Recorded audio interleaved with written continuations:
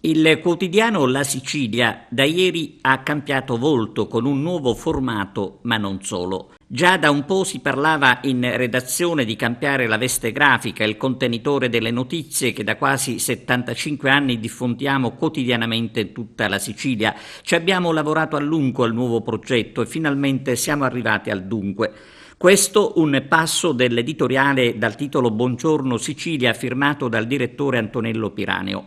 Cambiamo il contenitore, continua il direttore, ma in un certo senso anche il contenuto. Le persone spesso non hanno molto tempo per leggere, perciò cercheremo di fare selezione sulle notizie che possano essere utili per i lettori e di avere uno sguardo critico sulle cose, il tutto con una scansione semplice e ordinata, approfondendo e arricchendo il giornale con il contributo dei collaboratori sparsi in tutta la Sicilia. Siamo guidati, aggiunge Antonello Piraneo, da una sola ambizione: raccontare le nostre città, le eccellenze e i buchi neri, le storie, soprattutto le storie, facendo qualcosa che possa servire a tutti.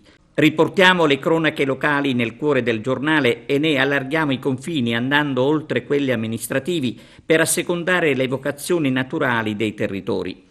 Dentro e dietro queste pagine così rinnovate ci sono lavoratori che vogliono restare in piedi. Non era scontato, non è stato facile, non sarà facile. In questa fase, continua il direttore del giornale Antonello Piraneo, siamo stati accompagnati da amministratori giudiziari che hanno colto bene e in fretta il valore aggiunto di chi vive questa redazione, fosse pure il collaboratore più marginale e quindi il più importante. L'onestà di fondo, la dedizione, l'orgoglio dell'appartenenza. Consapevoli di tutto, oggi andiamo in edicola con un prodotto che costa 20 centesimi in più. A ben pensarci, meno di un fonto di caffè, conclude il direttore Piraneo. Al nuovo quotidiano di Catania il benvenuto da parte nostra con l'augurio di altri importanti traguardi.